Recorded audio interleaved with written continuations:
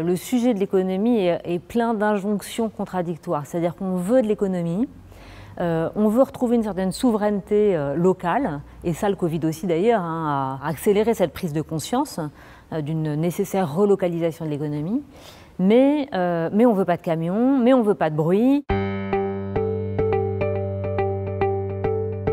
Ça parle donc de locaux industriels, mais aussi de locaux artisanaux, de bureaux, le garage du coin de la rue, le commerce, même les locaux qu'on appelle les rez-de-chaussée actifs, l'espace de Fab Lab, de coworking, enfin voilà, donc les programmations économiques prennent des formes extrêmement différentes.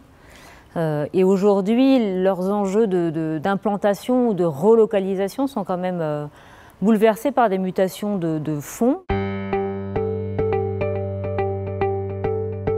L'impératif transition écologique qui fait que aujourd'hui des textes encadrent la consommation foncière à travers le zéro artificialisation net, la ZFE, donc les zones à faible émission, qui aussi impactent les localisations économiques. La deuxième mutation profonde importante qui nous touche, c'est la crise Covid. La conséquence la plus directe, c'est l'importance prise par le télétravail. Globalement, le besoin de bureaux s'est contracté. Ça a modifié les enjeux de localisation, puisque être près de moyens de transport maintenant pour un espace de travail devient absolument déterminant.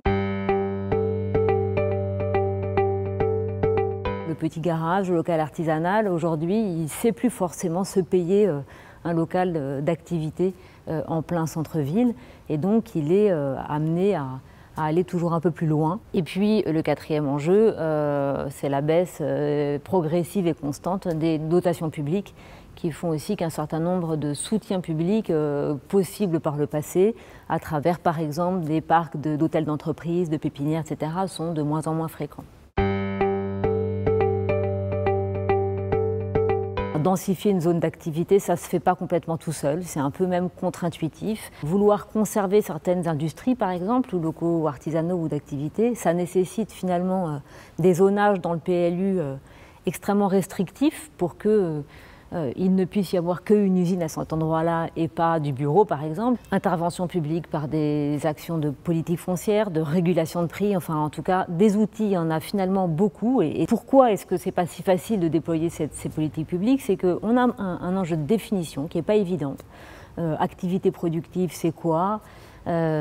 Industrie, c'est quoi? Parce qu'il y a de plus en plus de R&D tertiaire dans l'industrie. Et là encore, on a des difficultés à mesurer l'impact et à discriminer les publics. Voilà, cette intervention, quand on est dans le secteur de l'activité économique, elle est beaucoup plus au cas par cas et difficile à systématiser et à en faire des règles.